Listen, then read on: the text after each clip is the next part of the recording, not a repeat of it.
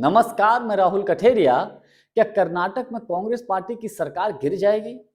ये बात मैं इसलिए बोल रहा हूं, पिछले कुछ समय से ऐसी चर्चाएं चल रही हैं कि कर्नाटक के उप मुख्यमंत्री कांग्रेस के प्रदेश अध्यक्ष डीके शिव कुमार कांग्रेस को छोड़ सकते हैं और उनके साथ कुछ विधायक भी जा सकते हैं और कांग्रेस को छोड़कर भाजपा के साथ मिल सकते हैं। ऐसी खबरें चल रही हैं। तो इन खबरों में कितनी सच्चाई है, हम ये जानने की कोशिश करेंगे। क्या गृह मंत्री अमित शाह कर्नाटक में ऑपरेशन लोटस करने वाले हैं, करने की कोशिश कर रहे हैं? हम ये भी जानने की कोशिश करेंगे। या कर्नाटक में डीके शिव कुमार ने उल्टा ऑपरेशन पंजा कर दिया है और जो गृह मंत्री अमित शाह ऑपरेशन लोटस करने वाले थे वो खुद ही फंस गए हैं कांग्रेस के जाल में कर्नाटक में। तो इन तमाम बातों को लेकर मैं चर्चा करूं, लेकिन उससे पहले यदि आपने अभी तक हमारे चैनल को सब्सक्राइब नहीं किया है तो सब्सक्राइब जरूर कर लीजिए और घंटी के बटन को जरूर दबा दीजिए। देखिए, पहले मैं आपको बता दूं डीके शिव कुमार के बारे में। तो डीके शिव कुमार कर्नाटक में कांग्रेस पार्टी का बहुत बड़ा चेहरा है। जब पिछला कर्नाटक में विधानसभा का चुनाव हुआ था तो डीके शिव कुमार ने कांग्रेस की जीत में बहुत महत्वपूर्ण भूमिका निभाई थी और कहा यह जाता है कि कर्नाटक में कांग्रेस पार्टी के लिए जो फंड का मैनेजमेंट करते हैं वो डीके शिव कुमार ही करते हैं। और कहा यह भी जाता है कि डीके शिव कुमार गांधी परिवार के बेहद खासम खास है।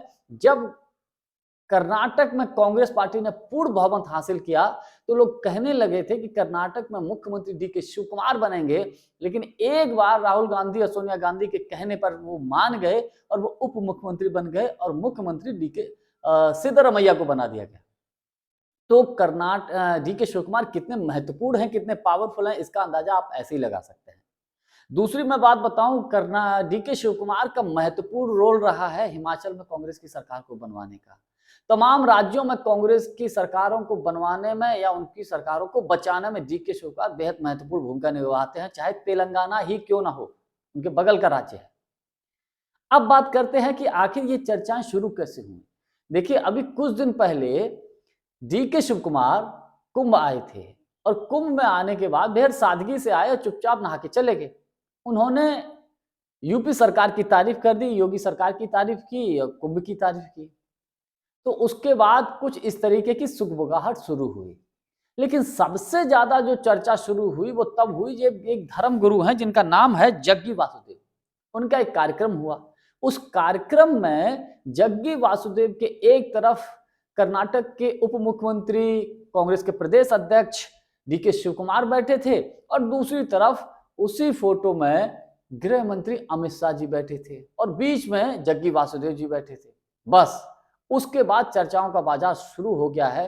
क्या गृह मंत्री अमित शाह या डीके शिव कुमार के बीच ऐसा तो नहीं कोई अंदर खिचड़ी पक रही हो?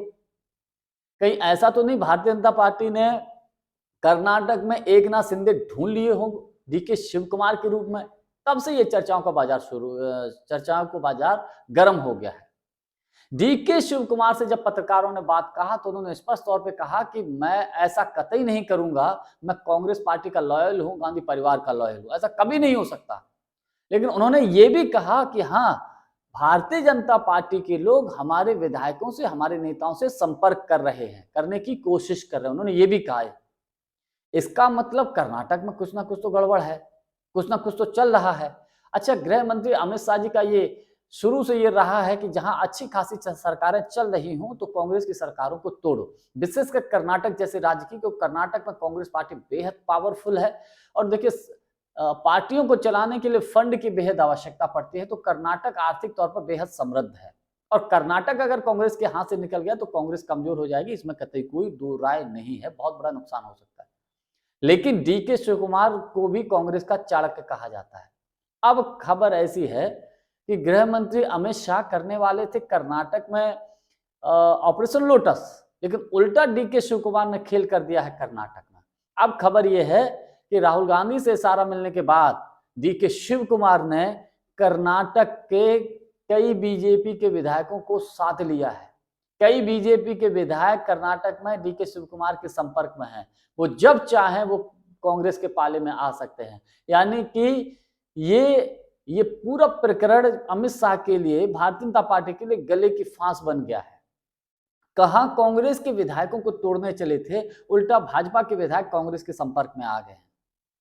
तो कर्नाटक में बहुत बड़ा खेल आने वाले वक्त में देखने को मिल सकता है।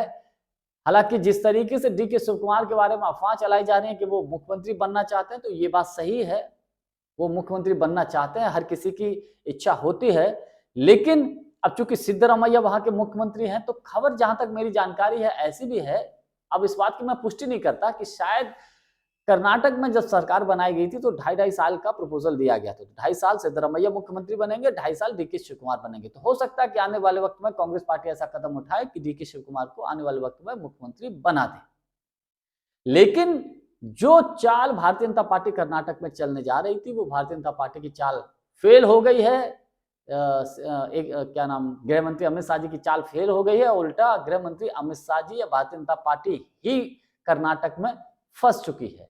जानकारी हमारी आपको कैसी लगी, कमेंट्स करके हमको जरूर बताइएगा। बहुत बहुत धन्यवाद। नमस्कार।